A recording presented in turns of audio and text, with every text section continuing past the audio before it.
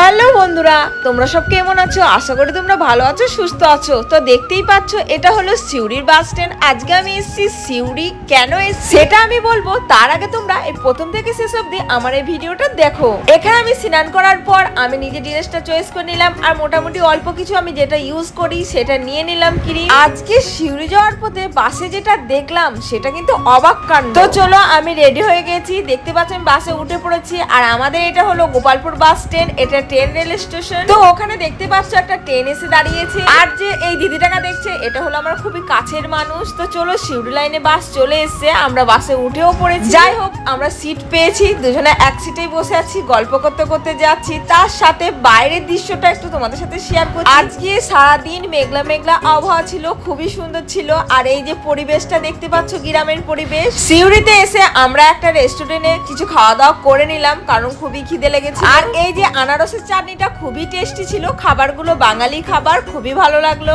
খাবারের শেষে রসমালাই খুবই টেস্টি ছিল। বন্ধুরা, এরপর আমরা কি করলাম সেটা যদি দেখতে চাও, আর কোথায় গেলাম যদি দেখতে চাও, এক্ষুনি চ্যানেলটি সাবস্ক্রাইব করে আমার পাশে থেকো। আমি দ্বিতীয় ভিডিও তোমাদের সাথে শেয়ার করব।